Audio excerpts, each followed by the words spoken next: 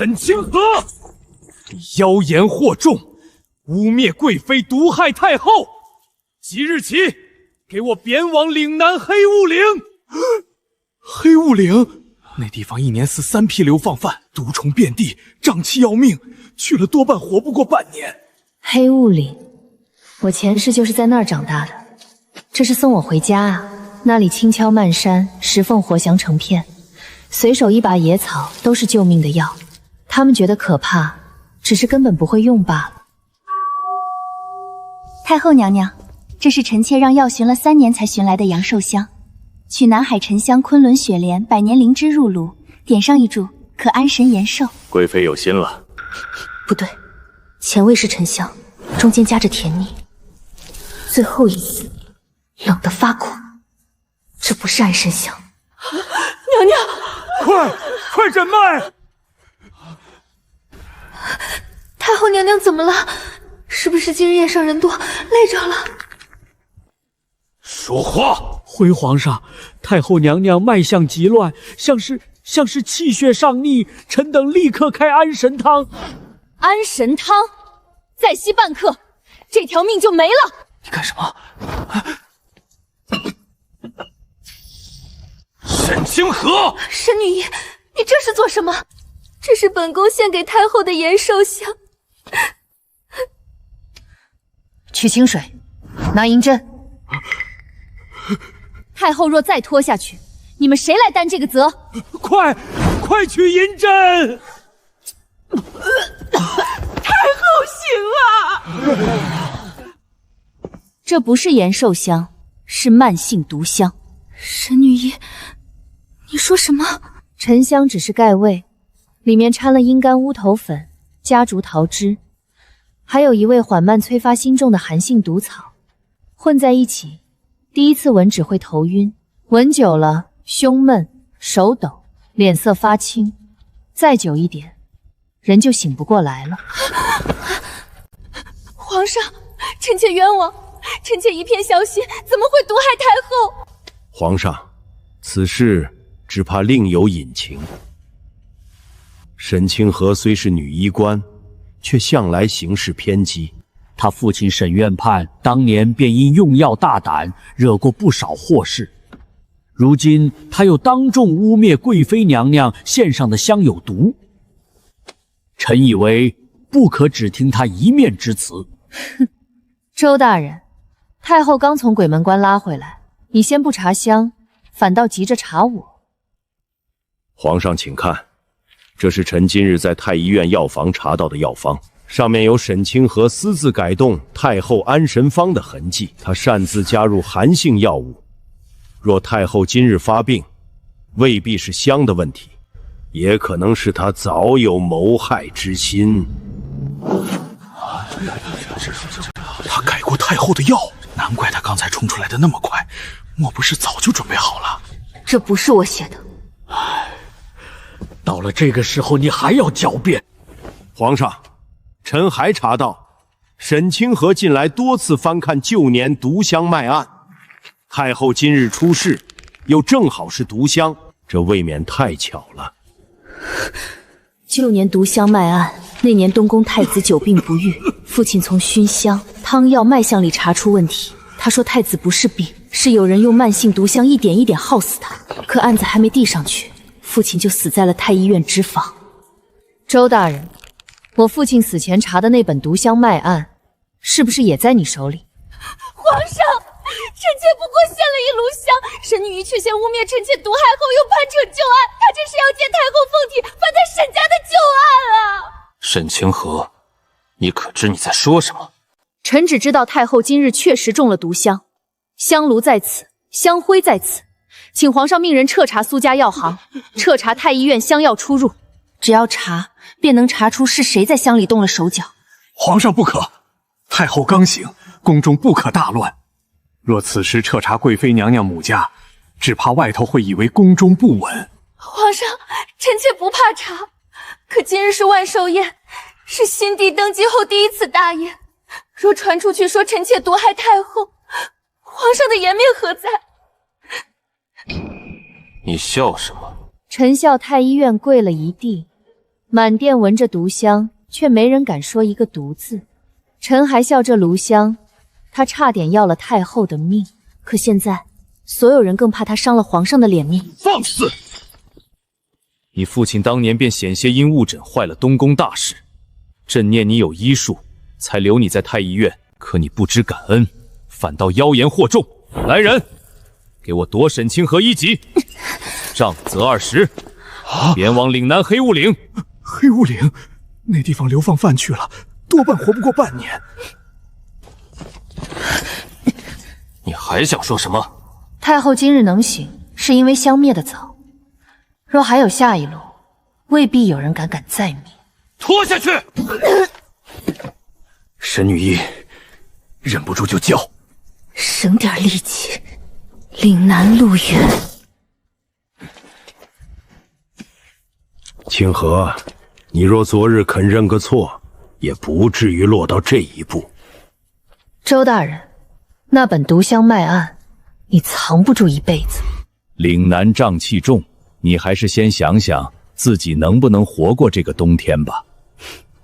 我若活着回来呢？黑雾岭没有人能回来。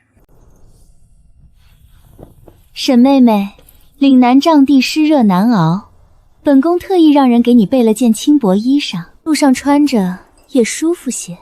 这股香气，昨日那炉香里用来盖位的沉香，他是故意羞辱我。沈妹妹可要活久一点，本宫还等着听你的消息呢。娘娘放心，我这人命硬，越毒的地方越养人。沈清河，你知道黑雾岭是什么地方吗？一年死3批流放犯，上一批刚到3个月就埋了一半，毒虫咬一口，腿肿得像木桶，夜里瘴气一起，人睡着睡着就没气儿了。你还真以为自己能活？会是，这鬼地方连鸟都不愿意飞进去。沈清河，到了。从今天起，你就是黑雾岭的流放犯。哼，没人护你，没人救你，能不能活，看你的命。你笑什么？谁说这是死地？这明明是一整座药山。把身上那身晦气衣服换了。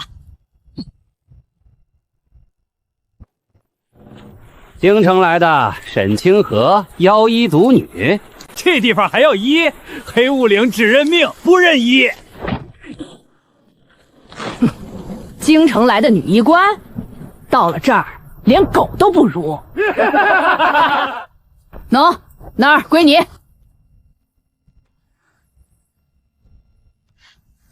还挺能忍。小石头，醒醒！娘，我冷。管事，求你叫郎中。这地方哪儿来的郎中？熬得过去就活，熬不过去就埋。哭什么？少几个正好省口粮。这水从井里直接打来的。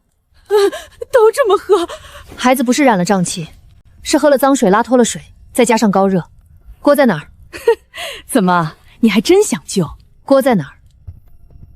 想让孩子活，就把柴搬来。你以为你是谁？这里的柴是按人头分的，凭什么给你烧水？因为今晚死的是孩子，明晚可能就是你。你们喝的是烂叶泡出来的井水，屋里睡的是梅草席，吃的是受潮发酸的粥。不烧水，不换水，不熏虫，今晚死3个，过几天死一屋。我那儿还有2根柴，这能烧吗？能。姑娘，你真能救。我试试，但你们得听我的。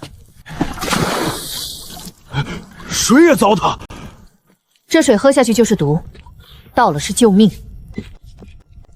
这是做什么？做一道简易的滤水层，灰吸脏东西，碳吸臭味，杀挡渣子，水过一遍就干净大半。姑娘，你去哪儿？采药。沈姑娘，这些真能救人。这个退热，这个化湿、止吐、散热，这个拿回去点着熏屋子，虫子闻了受不了，会自己往外跑。都是草啊！认得出来就是药，认不出来才是草。这味儿也太冲了，嫌冲就出去闻霉味儿。慢慢喂，别灌，它还能东西，喝进去就有机会。把这个沿着墙根慢慢熏一圈，虫子怕这个烟，一熏就往外跑。你想熏死我们？虫子比你先受不了。真有虫！这东西天天咬我的腿。沈姑娘，你在宫里真给贵人看病？看过。啊，那怎么会来这儿？说了真话。唉，真话在好地方都活不下去，在黑雾岭更活不下去。那就让黑雾岭先活下来。娘，昨晚那几个呢？咽气了没有？趁早抬出去。活了？怎么回事？是沈姑娘，是她烧水采药熏雾，是她救了我儿子。我家二丫也是她救的，昨晚都烧糊涂了，清早能认人了。不过是瞎猫碰上死耗子。岭南不会杀人，不懂才会死。沈姑娘，这水还要滤吗？滤完再烧。沈姑娘，你昨晚没吃东西。何掌柜的人，听说营里来了位京城女医，我们东家心善，知道她刚来岭南，怕她不懂规矩，这是上好的退热散，赏她的。何家的药可不是谁都能拿到。沈清河，你还不谢？青草是旧的，黄连是霉的，还掺了东西压苦味。这药给高热的孩子喝，不是治病，是要命。沈姑娘，我们东家说了，在黑雾岭治病救人不是不能，可药这门生意得按岭南的规矩来，该收的钱要收，该低头的人要低头，别为了几个流放犯坏了大家的饭碗。你做什么？这什么味儿？呛死人了！好药烧了是药香，你们闻闻这是什么味儿？这就是他们拿来给孩子治病的上好退热散。你敢烧何家的药？回去告诉你家主子，拿发霉药渣糊弄病人，迟早出事。沈清河，你一个流放犯，敢跟何家作对？我不跟何家作对，我跟害人的药作对。沈姑娘，何家在岭南？管事大人，昨晚那3个孩子若喝了这包药，现在已经埋在后山了。行，沈清河，你有种！黑雾岭路远山深，以后缺药的时候别来求何家。沈姑娘，你睡这儿，还你。你咬过了。你别以为救了几个人就能在这营里当菩萨。我不当菩萨，谁该吃药我给治，剩下的我管不着。那该死的人呢？看他自己。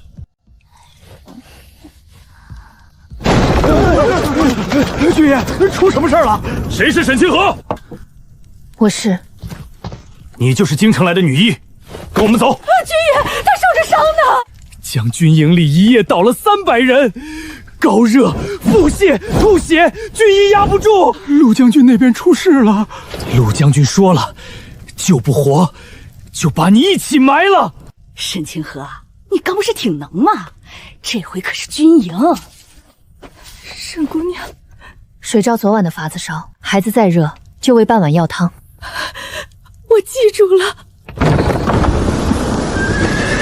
走不走？带路。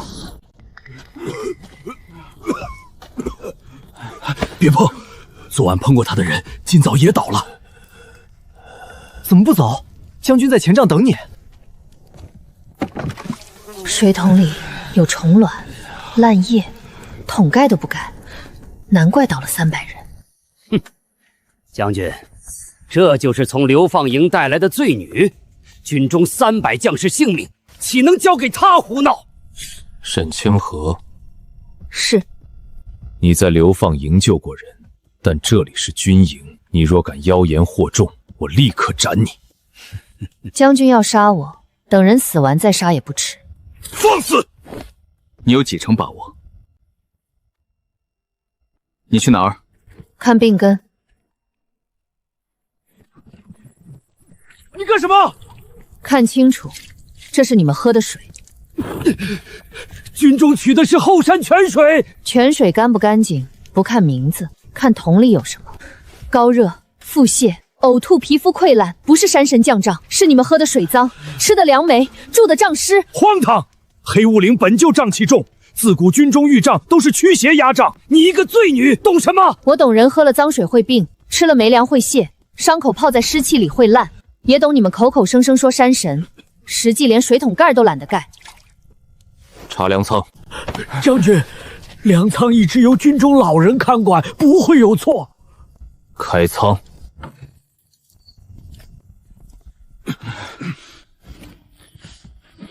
我们这几日吃的就是这个。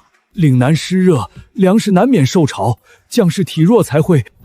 体弱，1个人弱，10个人弱，300个一起弱。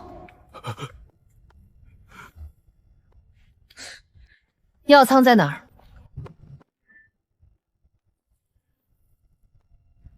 你行医30年，连药发霉都闻不出来。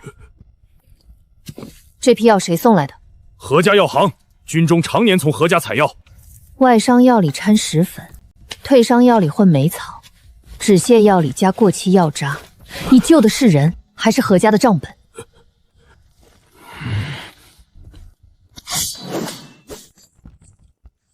传令，从现在起，军中所有井桶水不煮开不得入口，病账分开，轻症、重症、未病之人不许混住，没粮全部清出。病账熏艾，药材由沈清河重新验过。将军，她是罪女。那你是什么？300人倒在营里，你告诉本将是山神降诏。他一来，先找到了水、粮、药的问题。你若不服，就一个给本将看。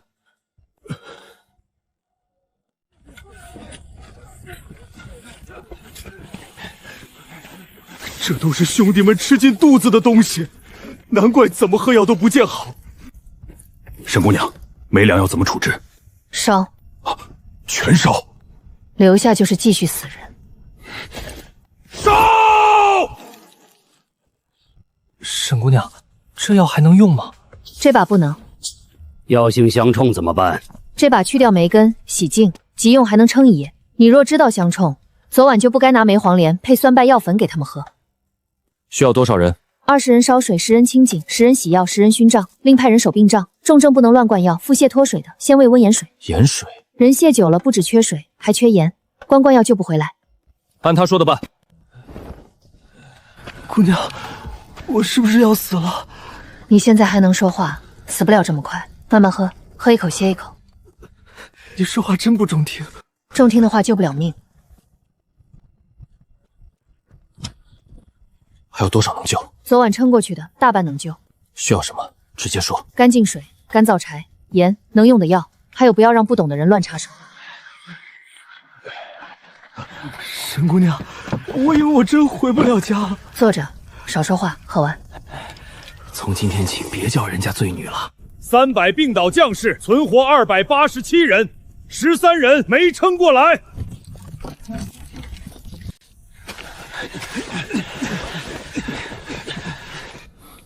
沈姑娘，之前是我失礼，道歉先放一边。你军中药仓烂成这样，迟早还得死人。查，东家，军营那边的消息，陆将军营里倒了300人，是那个沈清河给治好的。治好了，活了287个，陆将军还亲自给他抱拳道谢。他用的什么药？没用咱家的药，全是他自己从山里采的草药，青草、藿香、艾草。他还查了咱家供给军中的药仓，当面说药材掺假。陆将军亲手砍了咱家挂在药仓门口的木牌。何家在岭南做了3代药材生意，军营的药、官府的药、百姓的药，全从我这里过。流放营那些人穷怕了，1两银子够买一条命。再放话出去，就说他用的是毒草，军营好转是回光返照，让人心中先种上疑。野草治病，哼，治得了病，治不了人心。听说没？沈清河用的是毒草，士兵现在好转是回光返照。真的假的？再过2日，全营要暴毙。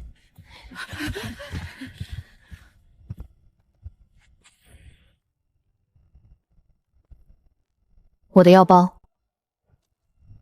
不只是药包，亮着的药也被人动过了。沈姑娘，昨晚还在的，我亲眼看见的。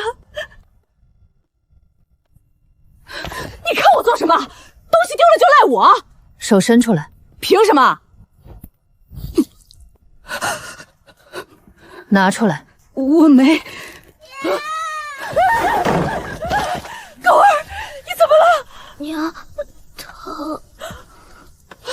沈姑娘，我错了，是何家的人给我银子让我偷你的药包，他们说你用的是毒草，说只要我把药包交出去就给我1两银子。我儿子不知道，误吃了他们留下的药，求你救救他。赵三娘，你真不是东西！沈姑娘救了营里这么多人，你还偷她药？烧水，哭治不了病，抱住她，别让她乱动。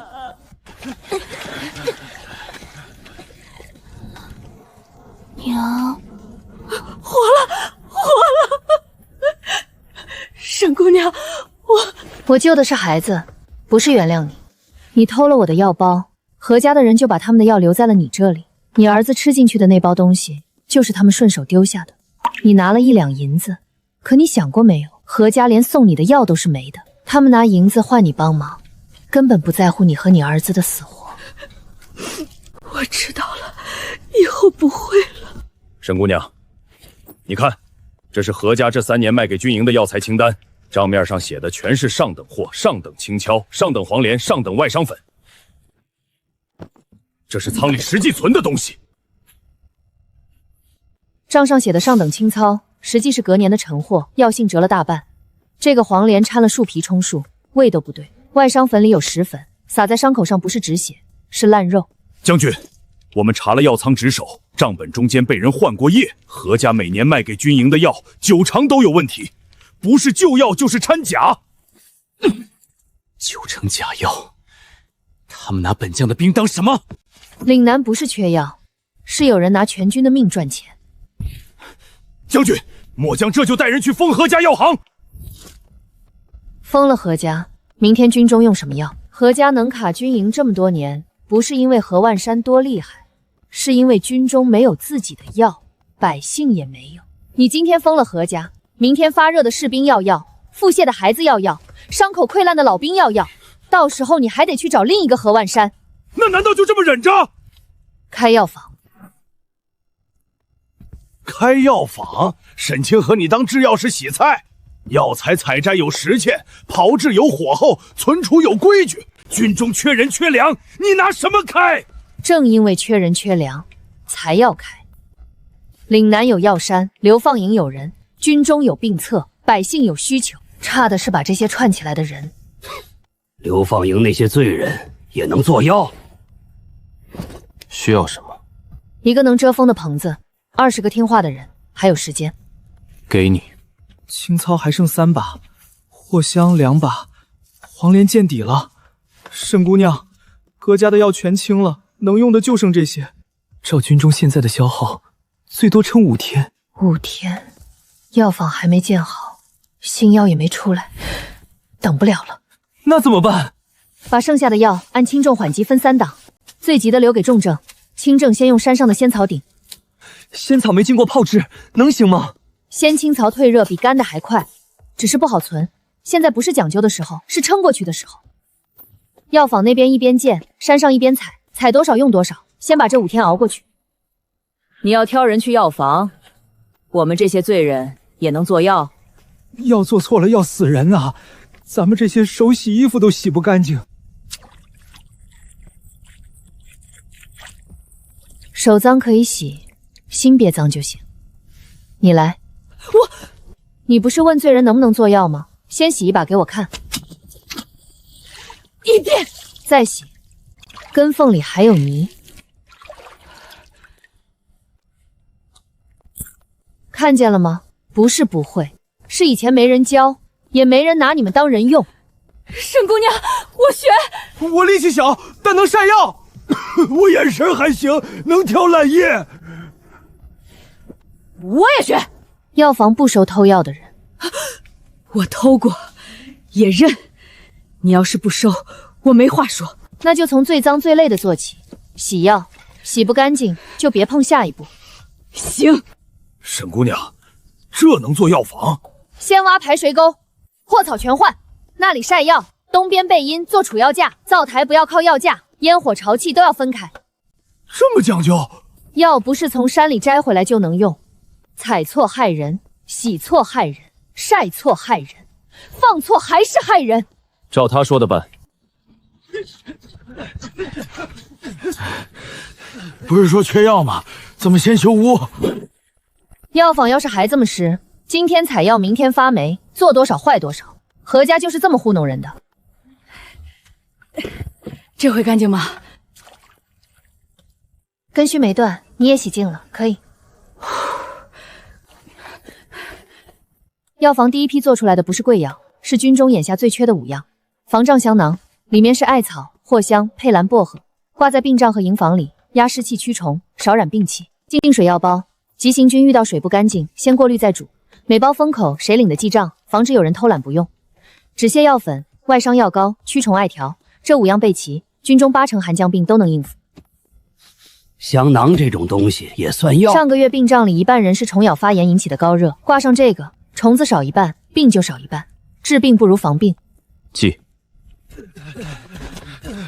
怎么回事？副将，我们10个人上山巡了一圈，回来路上4个人开始拉肚子，中午在山里喝过一处溪水，喝完没多久就不对劲了。沈姑娘，药房的药刚做出来，能不能试一试？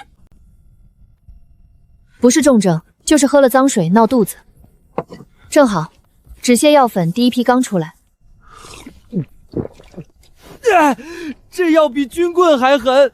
行啊，上午还抱着肚子哭爹喊娘，下午就能站了。别说，那药虽然难喝，肚子是真不疼了。沈姑娘，4个人全好了，这个止泻药粉我记上了。门口那个，你找谁？我听村里人说，军营旁边开了个药房，有个沈姑娘会看病，沈姑娘在吗？我家娃这几日一直泻，何家药行1包药要2两银子，我买不起。我听说这有药，能不能行行好？我就这些。回去把家里的水烧开，孩子这2日别吃凉的，药不够再来。不要钱。明天送1筐干柴来。我送，我一定送。昨天3个，今天7个，照这么下去，药坊门口都能摆集市了。那不挺好？说明咱们的药管用。东家，这个月附近3个村寨的药钱都没收上来。吴家屯那边说孩子的病已经在军营那边看好了，不用咱家的药了。李家庄连退热散都不买了，说什么药房免费送。多少？这半个月少了40%进项，再这么下去，到月底一个旧马棚改的药房，几个流放犯洗的草药也能抢何家的生意。百姓嘴里都在传，说他的药比咱家便宜还管用，有人还说咱家以前卖的是霉药。备车，我亲自去看看他这个药房到底有多大本事。这就是沈姑娘开的药房，旧马棚改的地方也敢称药房？你说谁呢？沈清河，听说你被夺了1级，一个没有1级的罪女私自制药卖给军中和百姓，你这是救人还是害人？何家药行在岭南做了3代药材生意，从来按规矩来，你一来就搅乱药价，今日不给个交代，老夫便去告官。告什么？告我救了你没救的人。牙尖嘴利，药不是靠嘴说的。你说的对。三娘，去仓里取1包何家的退热散，再拿1包咱们药房做的退烧药，摆在桌上，当着大家的面看。既然何东家说药不靠嘴说，那就当场看。请3个人，一个老药农，一个军医，一个用过何家药的百姓。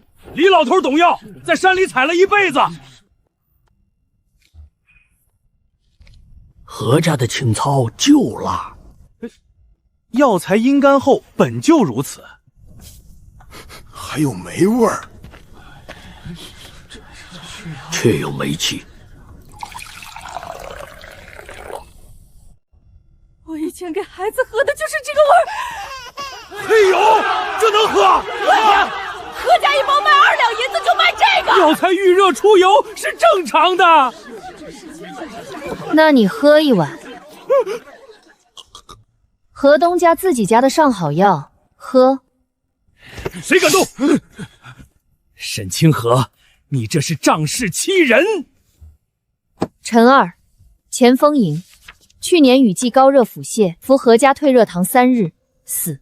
刘青，巡山队，伤口溃烂，服何家外伤粉，死。王石，炊石营，腹泻不止，服何家止泻药，死。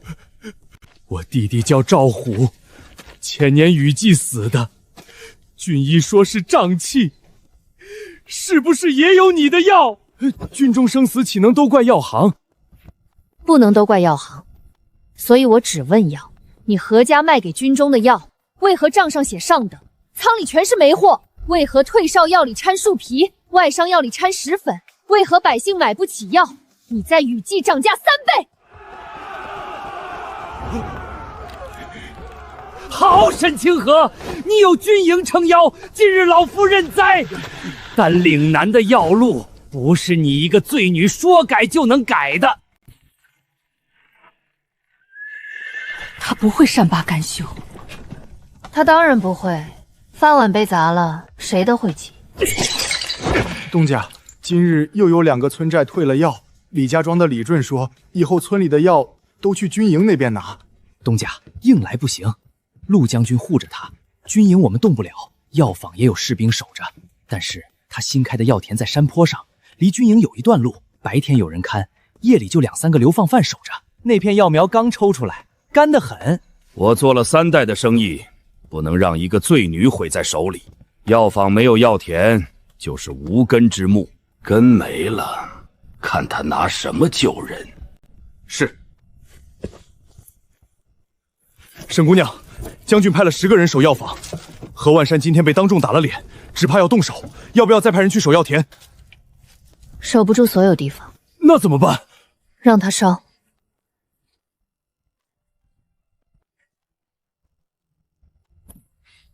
你是不是早知道他会烧？何万山不敢烧药房，军营守着；何万山不敢烧药房，百姓看着，他只能去烧看起来最像命脉的地方。那可是我们种了半个月的，舍不得。谁舍不得了？药田着了，快看，山上着火了！沈姑娘，药苗全在上面。别去，风往东走，人过去会被烟呛住。沟已经挖了，火烧不到药房。有人往林子跑了，带人追！副将没追上，林子太密，天又黑，人钻进去就找不着了。是何家的人，跑不了。何万山这个这下怎么办？苗都没了。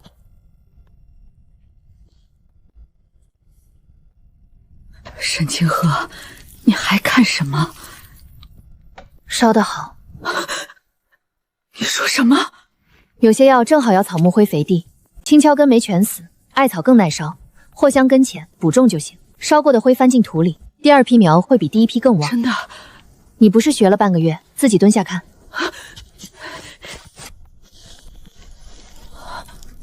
活的，真活着，还有根儿没烧死。翻土。翻！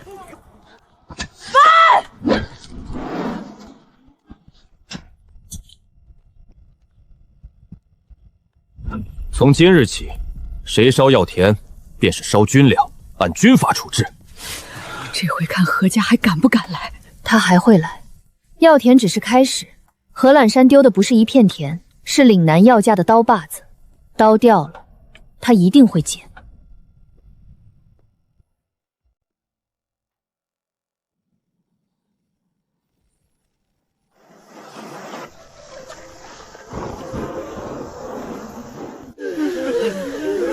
沈姑娘，救救我儿子！他从昨晚开始发热，拉了1夜。怎么这么多人？沈姑娘，不好了，北边2个寨子都发病了，南边水沟河也漫了，有人说是大疫。大疫？谁家里还有干净水？谁喝过山洪退下来的积水？谁家里有老人孩子已经发热腹泻的？沈清河，药仓够不够？跟我来看。要是全放出去，3天就空。那就按命发。什么意思？谁最危险，谁先领，不是谁嗓门大，谁先拿。师姑娘，先给我娘快不行了。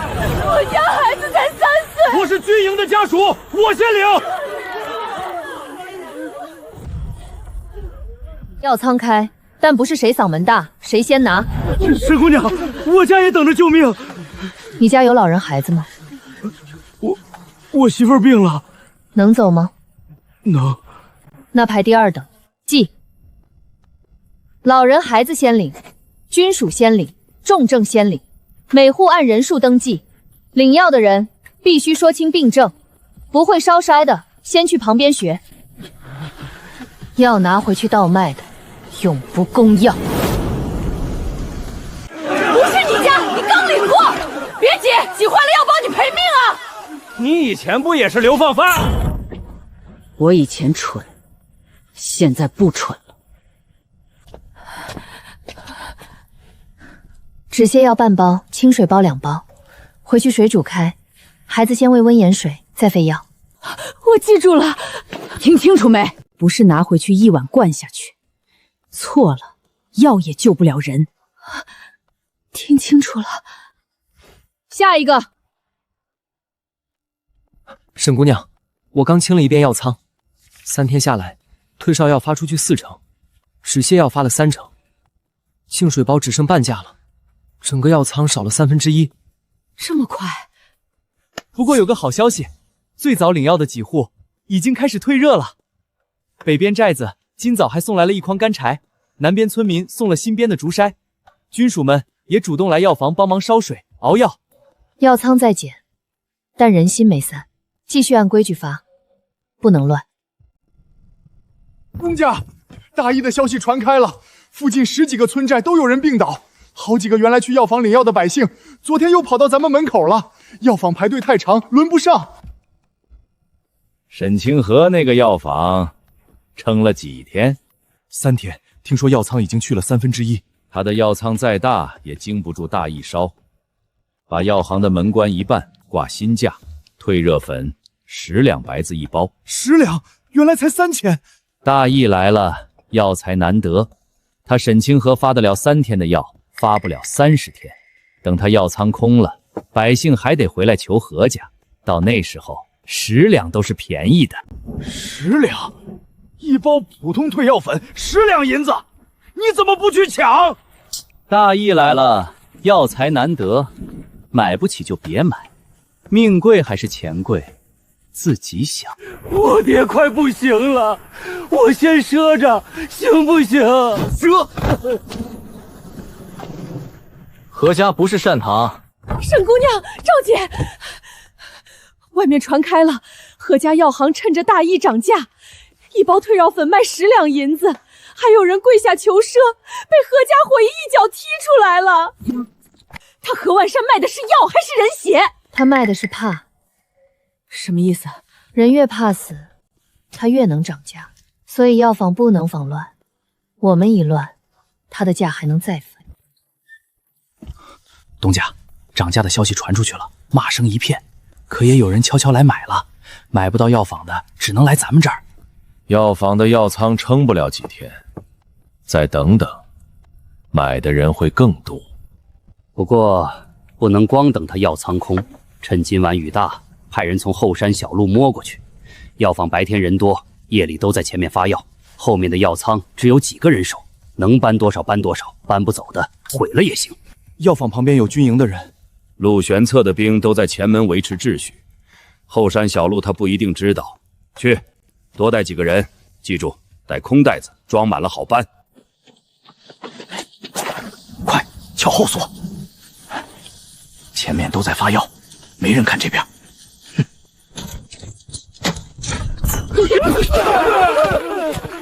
怎么有病？不是说后面没人吧？陆将军3天前就派人守这儿了。就等你们来。我们只是路过。路过带空袋子，是来转药的吧？路过还撬锁，你当我们都跟你一样瞎？何家的人又是何家？他们自己卖10两1包，还来抢沈姑娘的药，这是要逼死我们啊！带走。陆将军，我们是河东家的人。抢军中药仓，按军法办。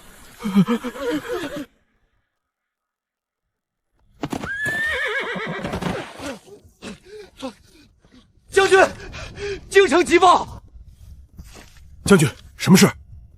将军，京城也起义了，先城南，后是东市，再到内宫，太医院开的方子压不住，病人一批批倒下。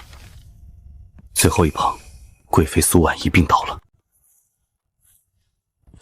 你看看，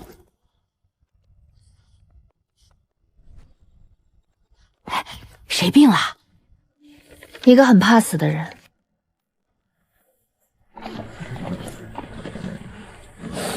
这就是药房，怎么都是些流服附绕？你就是沈清河？是。见圣旨不跪。圣旨是来救人的，还是来摆架子的？放肆！皇上有旨，罪医沈清河虽曾妖言惑众，扰乱宫宴，然念其在岭南制药有功，今京城疫病蔓延，太医院急需药方，皇上开恩，只要沈清河献出方子，便可免其流放之罪，恢复自由身。沈清河还不谢恩？谢什么恩？当初把人贬来黑雾岭的是你们，现在要药了，又说开恩。沈姑娘救了岭南这么多人，她有什么罪？没有沈姑娘，我兄弟早埋了。他没罪，凭什么叫罪医？凭什么只要方子？你们想造反吗？他们只是问一句：沈清河何罪之有？免罪，我何罪之有？沈清河，皇上已经格外开恩，你不要不识抬举。京城疫情严重，贵妃娘娘凤体有坏，你若耽误救驾，担得起吗？京城要药可以，我不给方子，我只给成药。你敢？第一，公开恢复沈家清白，我父亲不是误诊而死，我也不是妖医毒女。第二，公布何家假药案，何家这些年拿没药假药供军，害死多少人，账本在这里。京城若要我的药，就得承认林南死的不是命贱，是有人害命。第三，所有药钱不收银子，折成粮食，布里、盐铁送来林南赈灾。沈清河，你疯了！你一个流放犯，敢跟朝廷谈条件？不是谈条件，是立规矩。抗旨是死罪。那就别买，反正病的不是我。听见没？要药排队。大人，硬抢，陆将军那边不会让。低头又低什么头？我堂堂钦差跟一个罪女低头。他不给方子，我们自己去拿。你身边那个年轻的识字手也巧，让他去药房装成路上染病被丢下的随从，混进去把药方抄出来。大人，万一被发现，京城等着药，贵妃等着命，被发现是他的事儿，抄到方子是我的功。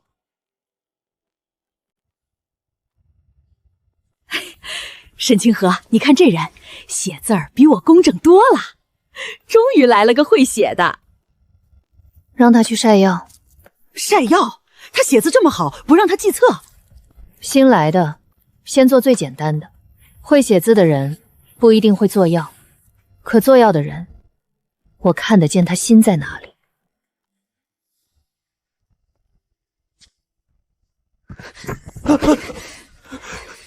沈清河，这小子偷方子！我没有。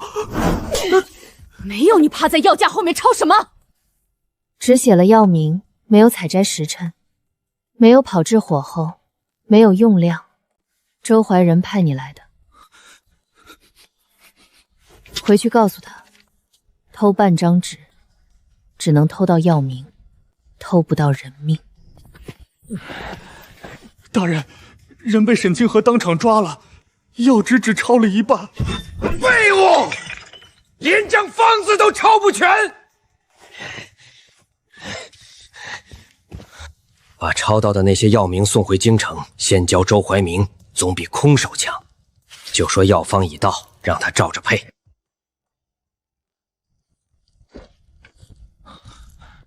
京城第2封急报，周怀仁拿着那半张方子，在京城找方制药了。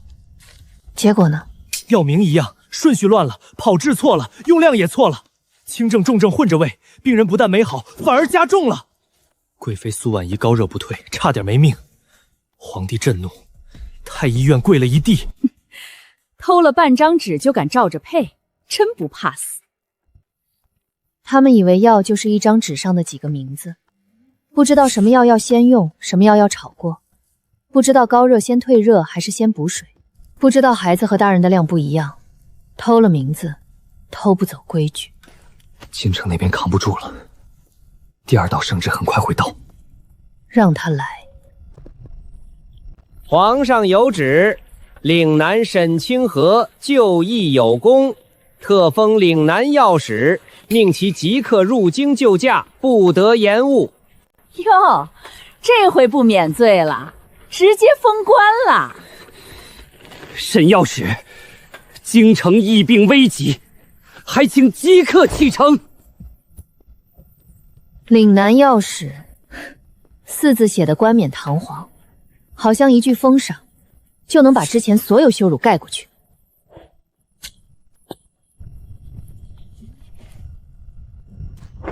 沈清河，你疯了！我不进去。你敢违抗圣旨？岭南大义未平，药坊离不开人，药仓离不开规矩。我若走了，这里先乱。可京城怎么办？要活命，让他们自己来岭南排队。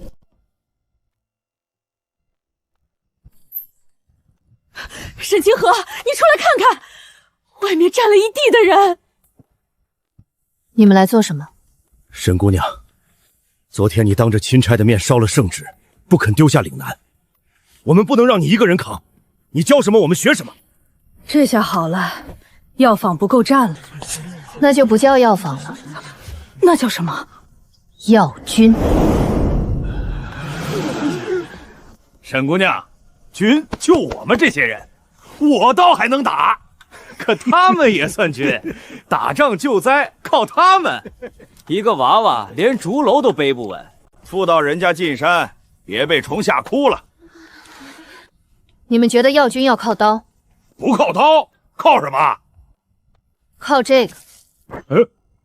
草也能当兵。今日比一场，你们男人一队，采药女和孩子一队，进山半日，谁带回来的药能救人，谁说了算。比就比，我们还能输给女人孩子？别到时候背回来一筐猪草。哼，你等着。沈姑娘，看吧，满筐。这都是什么？草药啊。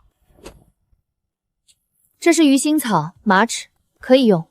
这是野蒿，勉强能熏虫。这是断肠藤幼叶。断肠藤有毒，这几样也不能入口。你们这满抠东西，能用的不到3成。满筐挺满。沈姑娘，27种：清操、退热、藿香、化湿、佩兰、压浊气。这3样像药，但不能用。这一株有毒，这一株根烂了，这一株被虫蛀过，晒不住。现在谁更像兵？药军分5队：采药队专进山采药，炮制队负责洗、晒、蒸、炒；净水队负责村在水源；行医队跟着军营救伤；护药队保护药道和药仓。沈姑娘，想去哪队自己挑？不是挑，是考。认不出30种常用药，不许进采药队；洗不进跟凤泥，不许进跑制队；不会看井水、死水、山洪水的区别，不许进净水队；手抖、心乱、记不住病册的，不许进行医队。那护药队呢？靠能打吧？不只看能不能打，还要看守不守规矩。军就该练刀枪，天天洗草算什么军？这把刀能护10个人，这包药能护1个村。立旗吧。从今日起，岭南药军归药坊调度，护药、护民、护水源。谁敢劫药道、毁药仓、倒卖救命药，便是与岭南军为敌。护药、护民、护水源，护药、护民、护水源。东家，坏消息！沈清河搞了个药军，300多人，分了5队，又是采药又是净水，还有护药队专门看药道。陆将军还亲自给他立了旗，说谁动药仓就是跟军营作对。药军，附近山寨都传开了，百姓现在连何家门口都不去了，全排在药坊那边。他有了药军，有了规矩，有了旗，再这么下去，何家在岭南就彻底没路了。东家，现在硬来不行了，军营和药军绑在一起，咱们的人一个都进不了。进不了药坊，还进不了药道。他的药从山里采出来，要走东边山路才能送到药坊。那条路穿过黑风寨地盘，黑风寨那帮人什么都不干，只要钱到位，让他们把药道断了，药坊没了药源，百姓还得回来买何家的药。告诉雷横，劫3次，药坊就撑不住。将军，东边药道出事了，3车药被劫，护送的人被绑在树上，药全没了，只留了这块破布。黑风寨盘在东边山口多年，以前只抢商队，不怎么碰军种。突然来劫药道，不像他们的风格。我带兵剿了。不能现在剿。为何？雨季刚过，山路未稳，他们熟山路，你带兵进去，追得越深，越容易被拖住。那药道怎么办？他们抢药不是为药，这为断药方的路。山匪什么时候抢过药？突然来劫药道，背后有人给钱。何万山，让药军去。药军刚立起来，他们不是山匪对手，所以不硬打。药军做药军该做的事。你真不让陆将军直接打？打赢黑风寨容易，可山匪散进山里，药路还会继续被劫。那怎么办？让他们自己出来。你让他们挖水沟，不是下毒，也不是回水，只是把上游被他们堵住的脏水沟挖开，腐液和虫水往下冲，再把干净的泉眼用石头和木杖围住。然后呢？山里人可以缺粮1天，不能缺干净水半日。水怎么混成这样，黑的跟泥一样？上游泉眼也被人守住了，去了10几个弟兄，远处有兵，冲不过去，喝不着水了。把艾草、蛇床子、薄荷混在一起，点上。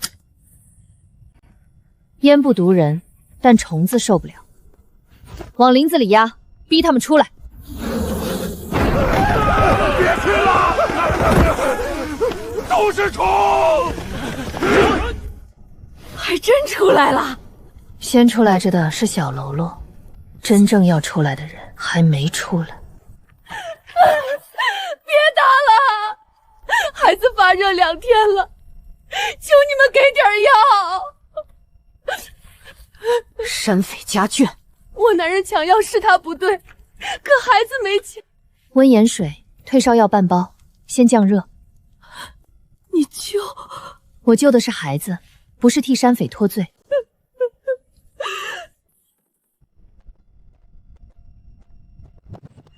沈姑娘，药是我接的，人也是我绑的，你要送官，我认。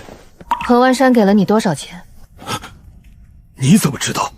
哼，你们山匪什么时候抢过药？还专抢药房药道，真当别人都傻。何万山给了我们500两，还说药坊断了路，百姓还得回去买何家的药。他说只要我们劫3次，药坊就撑不住。你们就为了500两断百姓的命？山里也没活路，官路不通，上队少了，何家又卡着药，我寨里老人孩子也病，药还在吗？在，没卖。何家还没来收，全还。药还了，人放了，抢药的事，军法照记。但我给你一条路，会认路就进护药队，会找水就跟净水队学，会背山路就给药道带路。黑风寨的老人孩子按规矩领药，你们有手有脚，不能白拿。你肯收我们？沈清河，他们刚劫过药，所以放在护药队最前面，让所有人看着。再抢百姓一包药，我亲手送你见官。我认。停，就地卸货。将军，3车药1包不少，全还了。另外，雷横还把何万山派去黑风寨联络的人一并绑了，也押过来了。说，谁派你去的？是何万山，是何万山给的钱，何万山指的路，他要断药坊的药道，500两银子都是何万山安排的。为何将？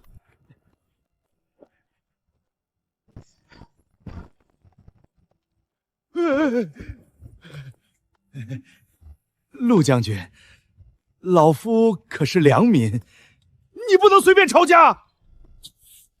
良民，这是什么？写给黑风寨的信，你自己看看。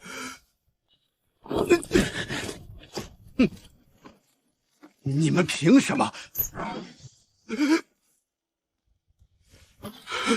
我认假药，认抢药，认囤药涨价。可沈清河，你以为你赢了吗？你还想说什么？你查何家，查周怀民，查贵妃，可你真以为当年那桩毒香案只是贵妃一个女人敢做的？说清楚。你父亲沈院判当年查的不是普通毒香，是太子死因。太子不是病死的，是被人用毒香一点点耗死的。谁做的？贵妃有胆子，周怀恩有手，可没有皇帝点头，谁敢动东宫太子？周怀恩背后是皇帝，你父亲查到一半就被灭了口，你在宫宴上提毒香卖案，他们当然要贬你。何家给苏家药行供过毒香原料，周怀仁替宫中改过卖案。沈院判死前曾让人暗查太子熏香，后来那人也失踪了。原来父亲不是死在一个误诊上，也不是死在贵妃一个人手里，他查到的是皇权最不敢见光的地方。报！黑乌岭山口发现大批兵马，打的是京城禁军旗号，少说3000人，领兵的穿金甲，骑白马，旗上写的是苏字。苏？哪个苏？苏怀远，贵妃苏婉仪的亲兄长，京城禁军统领。他来岭南，不是请人，是抓人。陆将军呢？将军昨日带兵去东边山口，接应从灾区转过来的病民，最快也要到晚才回来。偏偏这时候来，这个苏宏远分明是挑陆将军不在的时候动手。他挑不挑，我都在。去药房。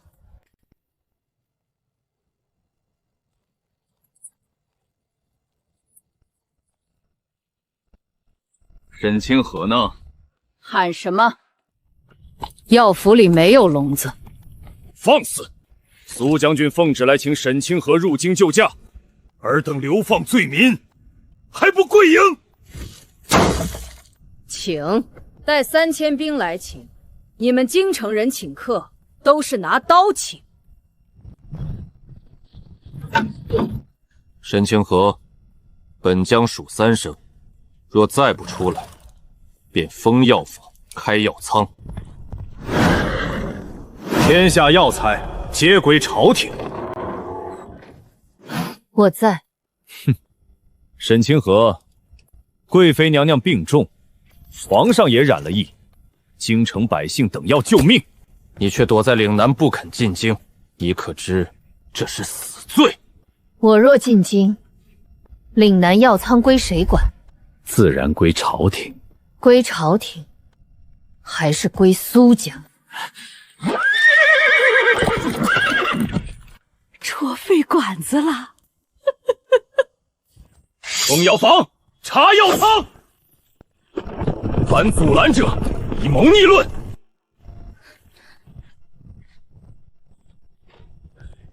哈哈哈哈！一群流放犯、山野妇孺，也敢挡朝廷兵马？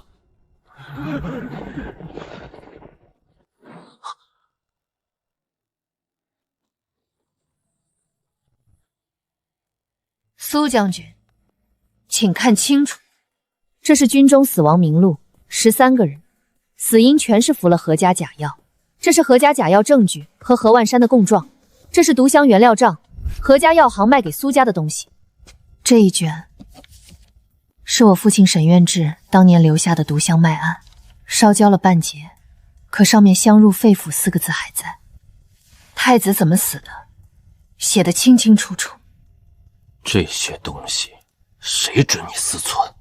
死人准的，军中30条命准的，岭南病死的孩子准的，我父亲准的。我不怕你们抢药，我怕你们不敢看证据。妖言惑众，烧了这些乱民册子！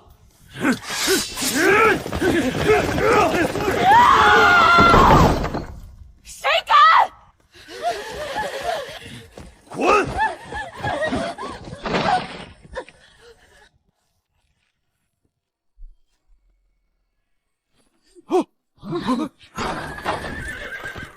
将军收到探头急报，半路折回来了。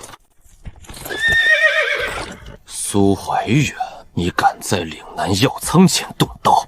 陆玄轩，你要违抗圣旨！苏怀远，圣旨让你请沈清河入京，没让你烧证据。证据不过是罪女伪造的乱册。赵虎，前锋营，雨季高热腹泻，服何家退热散3日死。那是我弟弟，他的名字在这本册子上。你说是伪造的，那我弟弟是假死的。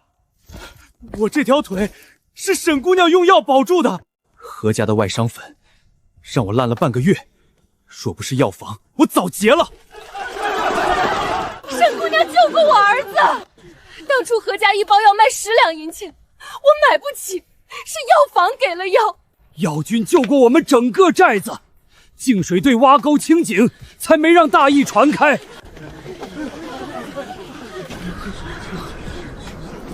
我弟弟的命就是岭南药坊救的。闭嘴！他在京城南巷染疫，太医院药压不住，后来吃了岭南送去的成药，才退热。将军，我们不能烧药仓。谁再动摇，军法处置。你可以处置你的兵，但你若敢烧药仓，先过我这一关。苏将军，你现在有2条路。你也敢跟我谈条件？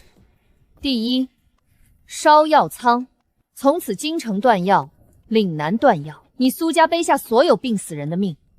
第二，护药车入京，让京城百姓自己看，谁在救命，谁在害命。沈清河，你别得意，京城不是岭南。我知道，所以我带证据去。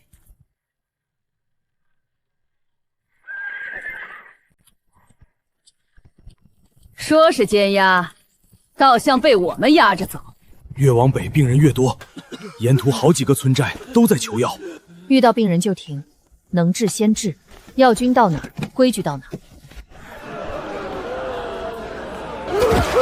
救救我爹！我家孩子伤了3天了，太医院的药喝了没用啊！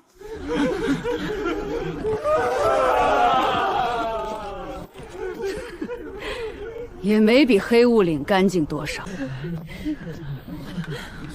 老人孩子先领，重症先领，重症先领，军属病民先领。听见没？抬柜！别急，谁敢倒卖，永不供药。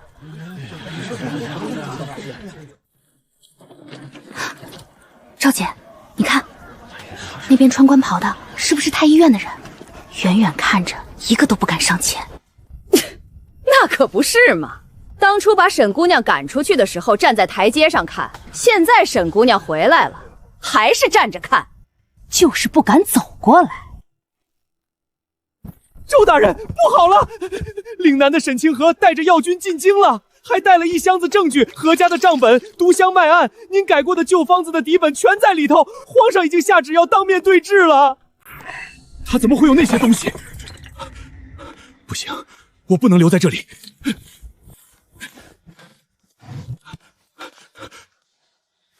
这张不能留，带走毁了。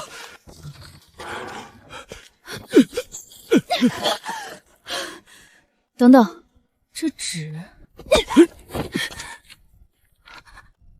这字我认得，沈姑娘给我们看过那张伪造的太后安神方，批注的写法跟这个一模一样。来人，有人想跑！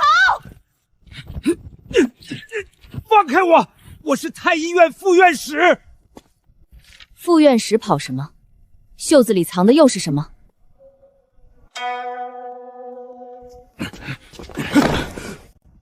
沈清河，你不能凭一张纸定我的罪。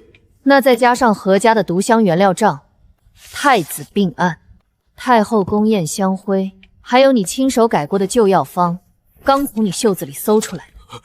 你怎么会有？死人留不住全部证据，但活人可以点点补回来。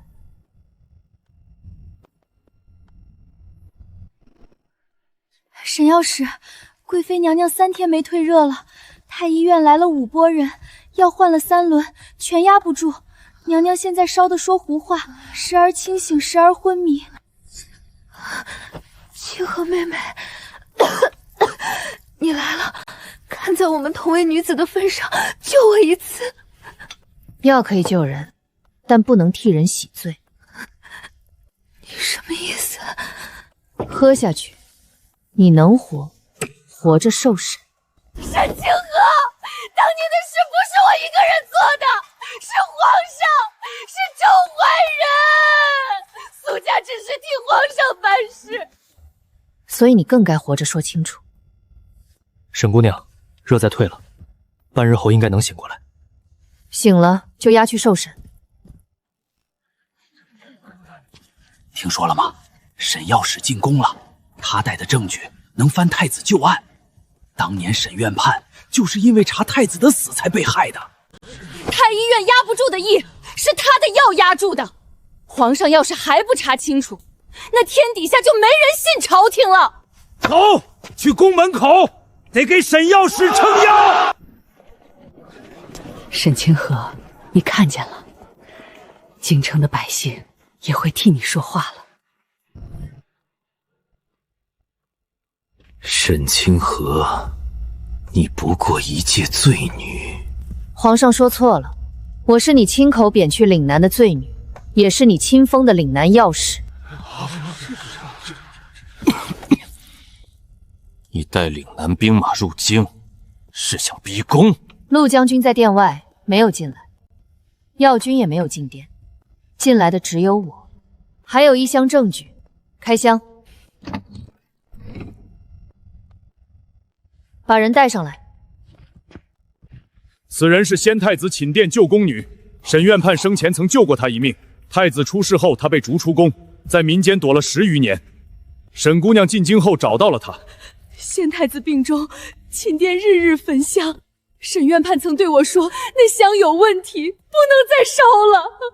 后来沈院判死了，那香也全换了，换的人是周怀仁。皇上救我！朕不知你在胡说什么。我父亲查太子死因，你杀他；我查毒香案，你流放我。沈清河，如今你病了，才想起我会救命。皇上，你不是缺药，你是缺德。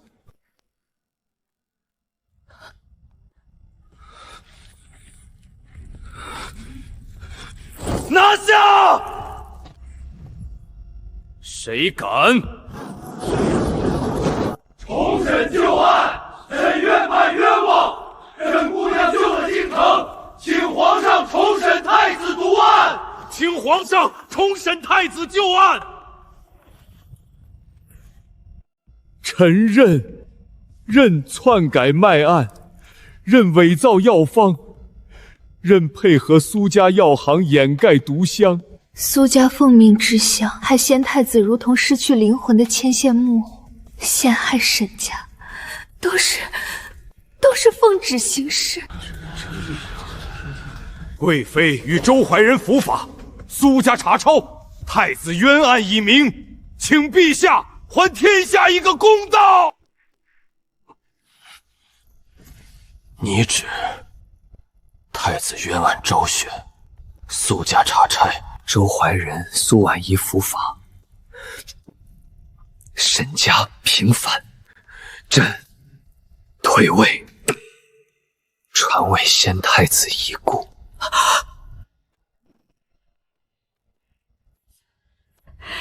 你爹的名字总算写。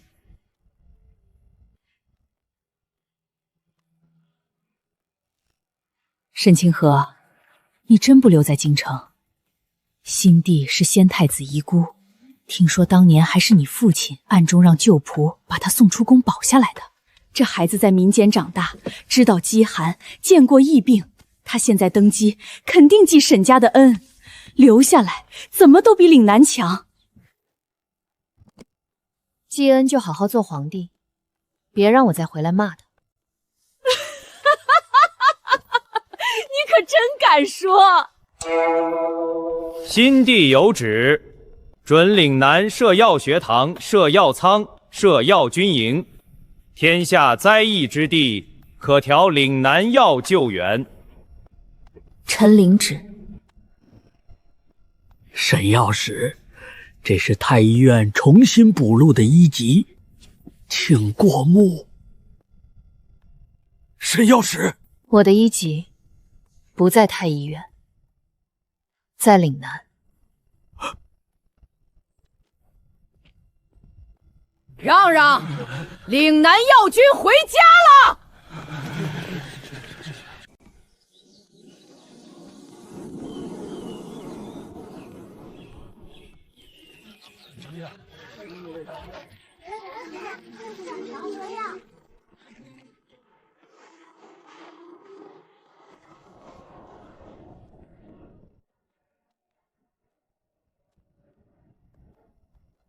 沈先生，这是什么？他们贬我来此地，我在此地救天下人。记住，药能救命，也能立规矩，但最要紧的是拿药的人得有良心。